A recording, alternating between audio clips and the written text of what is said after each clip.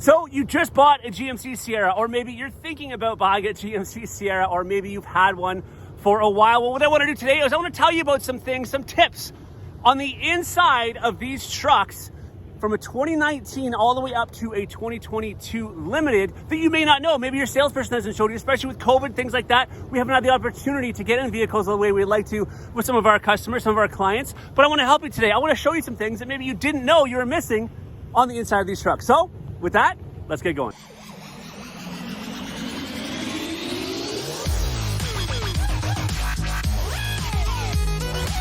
So I want to focus on the inside of these trucks right now because it's minus 8 degrees here at Pro Chevrolet in Sault Ste. Marie, Ontario right now. So I don't really feel like doing outside stuff, but we are going to get to that. And by the way, Silverado customers, I will be talking about Silverados in an upcoming video as well. But today I want to focus on the GMC Sierras. And as I mentioned, and as you saw outside, there's a 3/4 ton there. I'm sitting inside of a 1500 Sierra Denali with a 6.2 in it. That has a 6.6 gas engine. That's also a Denali. But most of the things I'm going to show you inside are going to be relative to both these trucks because virtually the insides are virtually identical. And again, keep in mind, I will be talking about all the new inside tips and tricks when the new trucks come out, the refresh trucks come out in the spring. But with that, let's get talking about some of the things I want to show you inside this. Now, many of you may already know some of these things. Some of you have already seen or have been using the truck, but some of you don't know. And so this is video. Maybe you'll catch one thing, maybe you'll be in a multitude of things. But I would love to hear below if there's something that you've missed, something you want to know about your truck that I didn't answer in this small tutorial today. Also, that being said, I do videos like this as often as I can, not to mention bring you lots of good news on all the new things coming out for all GMC related, Yukons, Tahoes, Sierras, Silverados, and so on. So please hit that subscribe button so you don't miss out on any more great content like this. Let's get going though. So what I wanted to do is start by going this way and moving our way across and just talking about some of the cool things that you may not be aware of, or not necessarily cool things, but just some of the practical things you may not know. First and foremost, we obviously have a mode selector here. In the past, our tow haul mode, by the way, used to be over here. It is now located over here, and it's simply, obviously, you just turn that dial over, you'll see the tow haul mode come up right down there. You see that little trailer come up. I mean, that's pretty simple, right? We also have the other drive modes as well. We have normal, off-road, and sport. Now, that's pretty simplistic. I don't think there's a whole lot I need to go over there. But below there, I want to talk about something. Depending on the truck that you get, these buttons might not always look the same, all right? First and foremost, we live in Canada, so of course, we're going to be talking about four-wheel drives 99.99% of the time. But that being said, as you can see here, we have auto, two-wheel drive, 4 high, and 4 low. If you didn't already know this, auto 4-wheel drive, if you press that button, the vehicle is already, of course, rear-wheel drive, right? When you hit that auto button, when the rear wheels sense spin, the front wheels will kick in, okay? I like it when you're on and off, you have snow-covered area here, but maybe over there or on the main street, it's not snow-covered, whatever, right? The point is, that's the best mode to keep it in because it's only going to be used when necessary. It's a little bit easier on the equipment and a little bit easier on fuel. Of course, two-wheel drive is going to be your best option, but in two-wheel drive, of course, you're always only going to have rear-wheel drive, right?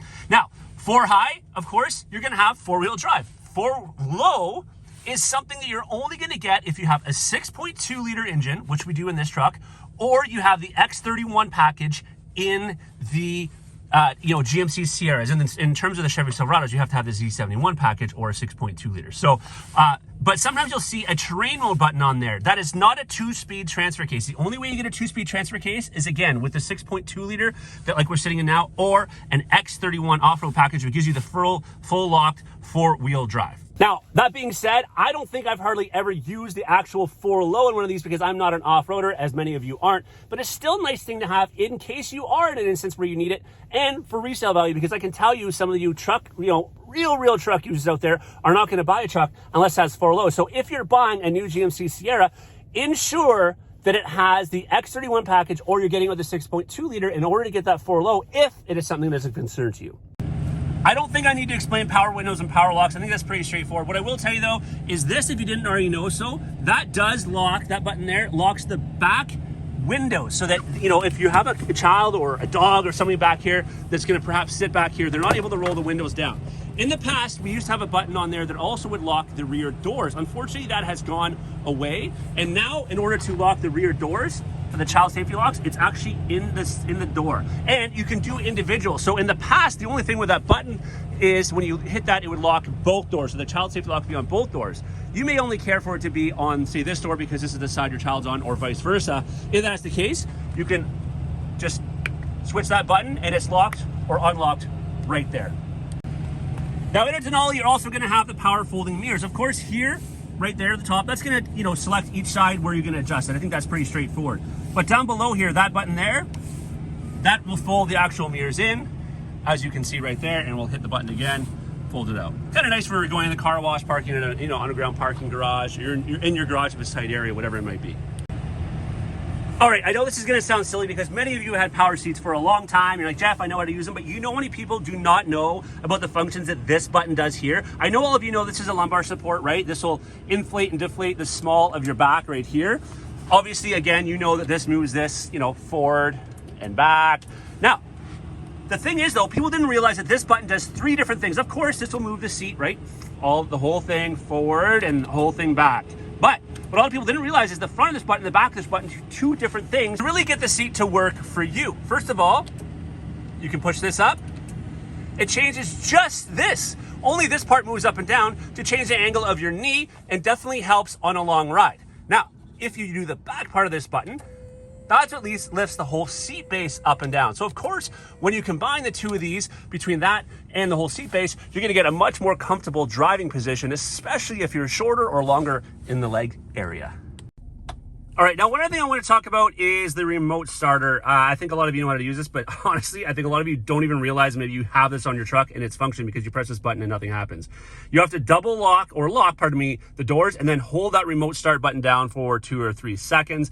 That'll start the vehicle. But I want to give you a heads up on something. A couple things, 2 things. Number 1, if there's an engine light on here anywhere at any point in time and it's still on, the remote start button will not work. You have to bring it to the dealership and ensure that you get that code wiped, but also find out what the problem is, of course. The other thing is though, this button will work 2 times, and the newer style trucks will run for 15 minutes on each start. So you start it once, 15 minutes, you start it again, or run another 15 minutes after the first 15 minutes are up. But as a heads up, it will not start a 3rd time. You have to physically get in the vehicle and press that start button with your foot on the brake to start the vehicle. Again, it's just so that it's, you know, not assuming that you have a toddler who somehow figured out the sequence and isn't, you know, just over and over starting your vehicle for you. One of the things I wanted to show you that it's hard to do because unfortunately you cannot see it on the window was really in relation to the heads-up display. So I'm hoping that maybe your salesperson can definitely show you this. But what I want to show you here, if I can zoom in properly, is the heads-up display is on, you know, Denali, some AT4s, things like that. Of course, is where it projects up on the screen your speedo and some information. Oh, you might be able to see it there a little bit. What I want to tell you, first of all, that's what HUD stands for, heads up display. You can adjust the height of it. So again, depending on how high or low your vision is, you need to have it lined up so you can actually see that up there, all right? So you can adjust it there. You can also change some of the information that's on it by pressing that button. And then this button here, you can adjust the brightness. So especially if it's daytime, you need it, you know, as bright as possible. At night, you don't want it too bright. But the other thing is, for those of you who don't like it, you can just press this all the way up or all the way down to get it out of your field of view. Actually, I see something else while we're out here too. See this right here? That's auto high beams. You're gonna see that in a lot of our trucks now, especially going forward as well. Not auto high beams, it's auto high beams. It's called IntelliBeam, pardon me. You press that button there, when the headlights are on, we're in daytime, so it's not gonna work right now, and your high beams will turn on and off automatically. So that is the button you press, you know, in case you want that or don't want that, obviously, okay? Let's go to something else, something different. So one thing I hear a lot too, and I just, again, surprised that people have not been shown this, is I live in the country at night. This screen and this screen are just far too bright. It's far too bright, Jeff. You know, it's annoying. Well, here's a heads up. This is where you can adjust the brightness of those screens. And again, it'll adjust the screen here and it'll adjust the screen over here, so you can definitely tone it down if it's a little bit, you know, too, you know, light at night or too dark at night and it's too bright in here, right? Of course, as of 2019, we changed the electric parking brake. It is now here. If you press that button, of course, it engages the parking brake. You have to step on the brake and let me just show you. There you go, to engage it. You have to step on the brake though, by the way, to disengage it, okay? Now, the one thing I want to tell you about that is it's kind of, I don't want to use this word, but dummy proof, idiot proof. I'm sorry, I don't want to say it that way, but that's, you know, for lack of better terminology. Because what happens is, unlike when you used to have your brake down there on the floor, if you press this on and you start to actually give it gas, you start to give it some acceleration, as you can hear that 6.2, it'll actually kick that parking brake off after you, I can't remember, but it's a very slow kilometer range you can hit. It'll kick it off so you don't forget it's on, because with the electric parking brake, it's easy to maybe, you know, miss and leave that on. So it will disengage itself automatically, which I think is a really smart feature. I don't really think I need to explain this, but let's just talk about your cruise control, of course. If you turn this button on, that will activate your cruise control, okay? You're gonna see the icon come up there. Actually, yeah, there it is there at the very top. You can see it. Maybe I can zoom in there a little bit better for you. That's how you know your cruise control, pardon me, is on. When you get to your desired speed, of course, you either you hit set, so you hit down, that'll set your cruise control. As you speed up or slow down, or you want to speed up or slow down, you can press up or down. Now, if you get behind somebody and you just want to disengage it without hitting the brake, you can turn this off. If you hit that button just off, that doesn't turn the cruise control completely off. It just disengages it so that when you're ready to go again, you just hit up to resume and it goes back to the desired speed. The only way you can truly disengage and turn that cruise control off is by pressing this button yet again. And as you can see, it goes out. All right. So just a little bit of heads up in the cruise control. That just disengages it for the time being temporarily. This actually turns it right off, where you have to reset the whole thing all over. By the way, heated steering wheel, of course, that's there. That'll preheat as your remote start is on, by the way, like your heated seats will, but once you get in the vehicle, you still have to press that to turn it on to engage it. So although this might feel a bit warm to get in the vehicle, if you don't actually press this button to engage it, it will not stay on, all right? So once you get in the vehicle, start it after it's been remote started, you know, step on the brake and get going, you still have to press that button there. One of the things I can say easily confuses people in these newer trucks is the talk feature, because there is two different ways you can engage and use this talk feature on the steering wheel, all right?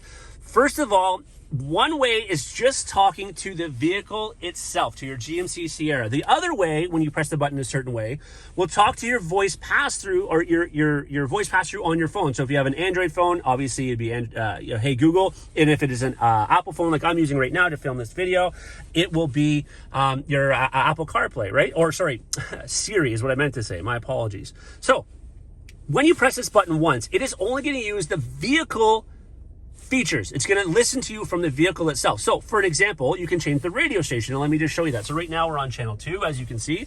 I've got the volume down just for copyright issues, but watch this. What would you like? Tune XM41. Okay, tuning to 41 Sirius XM. So see, it'll change the radio station, and you can get it to do different things. So of course you can still ask it to, you know, go to your phone and call so-and-so by the number, by the name. A different thing, and I find works even better, especially if your phone is hooked up either wirelessly or via the USB or USB-C down here, and you have your Apple CarPlay or Android Auto working, connected here. If you hold this button down for a couple of seconds, it'll go through the voice pass-through of your phone, and your actual phone will beep, and you'll be talking to your phone. So if you're driving down the highway, you know, you're driving down, you can say, hey Siri, you know, what was the score in the football game last night? What's the temperature? Take me to such and such a place, because when you're connected, your navigation will come up on here through your Google Maps, for an example. So it is different. You can also make your phone calls that way. And I know this is a bit to explain, but holding this button down, talking to your phone, especially if somebody's name is hard to understand, hard to pronounce, I find that the voice recognition on the phone, unfortunately GMC, and I think they know this though, is much better on your phone than it is with the vehicle itself. So if your phone's connected, all I'm saying is hold this button down and talk to it. If your phone's not connected, or you just want to change something internally in the vehicle itself, you press that button once. I hope that explains it. I know that's a lot, but I wanted to let you know that. All right, let's talk about this start button feature. I'm going to turn the truck off here for a second, and I'm going to open the door. You see, we have the power boards, which we're going to talk about here in a second. Now, another misconception is the fact that you have to step on the brake and press the start button in order for everything to light up here. That is not true. Of course, we need to step on the brake and press the button to start the vehicle. But let's say we're just waiting in a parking lot for somebody, but we still want our radio on and we want some of those controls. If you hold this button down, so you press the start button and just hold it, I'm going to keep holding it for about 6 or 7 seconds. Watch what happens. I'm not having my foot on the brake. See that? Everything lights up. Everything is, you know, for the most part, most things are activated, with the exception, of course, of having the vehicle running. So it's kind of like when you used to have, obviously, your manual key. You would turn it 3/4 of the way forward, but not all the way, in order to get everything activated in the vehicle without starting it. That's how you do it in the newer style push-button start trucks. All right, this is going to be a simple thing, but again, I've seen people struggle with this. You have separate climate control in most of our new style trucks, especially mid-trim level and above, and we won't get into talking about how some of them aren't coming with this on there, but regardless of that. One of the things I want to say, a lot of people don't realize what the auto button does. Again, I know this is crazy for some of you, but for some of you, maybe this is the first time you're hearing this. If I want the temperature set at, let's say, 28 degrees, and see when I turn this, by the way, it turns both sides because it's the separate climate control, but right now I'm synced. We're going to talk about that in a second as well. But right now with auto, if I were to hit the auto button, right now you're not, let me just be quiet for a second. So you're not really hearing much of anything in terms of fan speed. Watch when I hit auto. Hear that? Because it's trying to heat the truck up to this temperature and it'll regulate the temperature. So once it gets up to that temperature, this speed will slow down, the fan speed will change, maybe the cooling will come on as it gets hotter and so on, or pardon me, the heat will come on, whatever it is, to regulate to that temperature. Now, hitting auto again will not turn that feature off. Again, people freak out about that. Obviously changing the temperature might, but as soon as you hit the fan speed here, see what happens? As soon as I hit the fan, it turned the auto off. So if you want to deactivate the auto, you turn the fan button. I know it doesn't make sense. You would think pressing that button again turns off. It does not. I just wanted to let you know that. The other thing I want to tell you about is the sync button. So of course, as you can see right now, whatever I change temperature to over here changes both sides. If somebody comes over here and doesn't want that, they want a different temperature, when they're hitting the sync button like this, it does not turn it off. The only way to turn the sync off is by literally changing the temperature over here to a different temperature. That'll disengage the sync. I think that's kind of straightforward, but for whatever reason, it isn't for some people. And all you do is you hit the sync button right here to turn it back on again. All right. So that is kind of just a couple of things I want to show you in terms of the fan speed. I know it's a bit boring, but hey, listen, again, some of you may not know these things and I just want to go over it. There is your lane keep assist and lane departure warning right there, so you can deactivate it. Same thing with your park assist buttons there, by the way. I have also heard this, again, especially living up here in Canada. I want to show you something actually on these trucks really quickly. Step outside here. One of the things that's interesting is, it's more so on the back, but I'm going to show you in the front because it's easier to show you right now. These are your park assist sensors, right? Those are the things that allow the seat to vibrate or the truck to beep if you're getting too close to something. What I've noticed up here in Canada, and you can see you got some snow here, sometimes you might back into a snowbank or these will get iced up.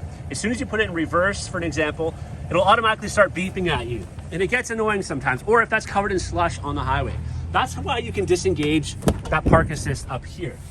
The other thing though to look for, again, as soon as you put it in reverse, if all of a sudden it's beeping and you know there's nothing behind you, just go and check and make sure that those, sensors in the back and in the front are cleared off, because it's probably just reading that something's there because it's something covering the sensor. All right, we know that these trucks have a power tailgate. There's the button for that there. I'll give you a quick heads up on that though. If you press that when you're in drive, it will not come down, thankfully. Obviously, it's a safety feature. You need to, I'm gonna zoom in there a little bit more. That button there will only work when you are in park, okay? So just keep that in mind if you want to disengage, or if you want to disengage, if you want to drop the tailgate in the back. Four-way flashes are there. Traction control. Do you know what traction control is, people? Especially important if you have a two-wheel drive truck and you're trying to get through the snow at the end of your driveway or through mud. The safety feature in this truck, of course, with traction control is it's going to stop the wheels from spinning, right? So it doesn't sometimes allow you to get that spinning wheel that you want to get through the end of the snowbank at the end of your driveway after a plow went by or whatever it may be. If you press that button, it'll disengage that feature so that you can allow the wheels to free spin as much gas as you are giving it. That being said, you have to turn that on or off every time you're in the vehicle, okay? It will not work otherwise. Now, there is a button that is missing on here because it doesn't have this feature right now, but in some of the trucks you'll see in the future, again, there's a button here. It's an A with a half circle around it for the auto stop start feature, because you can disengage that. And you'll see over here, normally on the RPM gauge, it'll have an auto stop feature. We're not seeing that in this truck because, again, it does not have that feature. It's been eliminated as part of the chip shortage stuff right now. Beside that is the power outlet for the back. So in the back of the truck, we're not going to go back there right now, but in the back of the truck, in the bed of the truck, there's an actual power inverter, power outlet back there. In order for that to work, you actually have to press that button up here. Okay, I've had numerous people plug things and say, hey, Jeff, it's not working. Well, because you have to actually press the button up here to send the power back there, all right? So just as a heads up, that is what that's for, and the only way that it works is that way. Hill descent control, that is like your slow cruise control is what I like to call it, even though it's not really. But if you're, creeping down a hill and you want to hold the speed at a certain speed, I believe it's below 11 kilometers an hour, 12 kilometers, something around that range. or probably 19 kilometers an hour, I apologize. Anyways, you press that button, it'll hold the speed for you. So especially if you're going down a steep incline, maybe it's muddy, it's snowy, you've got a trailer behind you, you don't want to rely just on the brakes. This will control that for you, and you have full steering control. Now, as I just showed you, this truck has, and I'll show you here, it already folded out just before as I open the door, power tailgates, all right? Let me see if you can hear this. There it goes. Okay, so they came in. Especially here in Canada or whatever. Maybe you don't want them to come in or out. If you press this button, let me see where it shows you on here. Running boards are extended, okay? And they won't come back in, okay? So the cool part is, again, if you're worried about ice and snow and so on. Now, let's press this button again. That just moved it all the way back to the back tire. Check this out. Did you know it could do this? Look at this. So now you can get back into the back of the truck. Zoom out here a bit better, Jeff. There we go. Now you can get back into the back of the truck by utilizing that. Now, another cool thing I want to show you while we're out here is you can actually do this from here too, though. Okay, there's a button right there. It's not going to do that because I just pressed the button, the extended button from the inside. But if you're outside, if you press that, if you kick on that button, it'll actually allow you to move that board front and back. Okay. That's with the power boards. I know a lot of you might not have that, but I just wanted to show you that to you. All right, so now the running boards are enabled. So there's a couple different features that button does to let them come in and out, to stay extended, or to go to the back. Very important, again, if you're in a colder climate and you're worried about, things freezing up. All right, so in terms of this screen right here, we're going to take another day to do that because there's a lot to talk about, but I want to show you at least a couple more things in here. So just stay tuned, please. It won't be too much longer, but we're going to have a separate day for just the screen because there's tons of things that we can learn about that touchscreen. And so that being said, if you have any questions about the touchscreen before I do that video, please ask me so we can go over that. Okay, but let's get going and talking about a couple more other things before the video is over. And one of those things is this right here, the rear view camera mirror that some of your trucks may be equipped with. And by the way, this could affect, people that are driving Tahoes and Yukons and other vehicles as well. This is a great feature. I know some of you don't like it. First and foremost, you can turn the mirror off right here just by doing this. All right, turning it on, turning it off, or turning it on, turning it on, turning it off, turning it on. Holy cow, Jeff. Anyways, all right, so here's the thing though. There's some adjustment to this as well. So first of all, this button here, there's one button here and two over here. This button here will give you three different features you can do. So you can adjust the brightness, how far in or out the view is zoomed, as well as the height of it, okay? So now if we go to brightness, it's not gonna show us much today, so we're gonna skip that. We're gonna go right to the zooming in and zooming out, all right? So see how we can get closer and we get further away. Okay, maybe I shouldn't have backed up to a building to give you a better view of this. But anyway, that'll give you either a wider or narrower field of view. If we press this again, that'll take us to the height adjustment, and you can see how you can adjust the height of that camera as well. By the way, if you didn't know, the camera for this is off the third taillight at the back of the box on the top of the roof, basically. So again, I just want to show you that. Again, if you don't like that feature, you can turn it off. I love it. It takes some getting used to, but you can turn it on or off just by using that little flick of the button. Did you also know that a lot of our trucks are equipped with this right here? This will actually allow you to link this up to your garage door opener. Now, it doesn't work with every garage door opener, but it works with many of them. And the easiest way to explain this without having a garage door in front of you right now, literally just use your owner's manual. I'm telling you right now, it's the easiest way to do it, explain step by step, and you can link two doors up here to your actual garage door opener, which is pretty sweet, so you don't have to have, that garage door opener thing hanging off there. All right, you have two different buttons, of course, for your tilt and your sliding window. By the way, sorry, I don't know why my Siri's going off my watch. You have two different buttons here for your sliding rear window and, of course, the tilt, okay? And again, one thing I want to show you, though, is in regards to the back sliding window. First and foremost, let's see if I can show you that. So see, we have our back sliding window. And let's go back here for a second. If you press this button and stop, it'll hold it at any spot, okay? So you don't have to open all the way. And I know that is great for people who have dogs because they don't want this open all the way where maybe the dog can get its head out. So you can just stop it at any point in time. So you have to hold it to open it and shut it. That's the sliding rear window. Okay, I know, enough for today, Jeff. That is all I'm gonna talk about today for the inside. There is more to come. We're gonna talk about some outside stuff. We're gonna talk about Silverados. So stay tuned for more videos like this. Hit that bell notification so you don't miss out. As always, everybody, thanks so much for watching. Take care.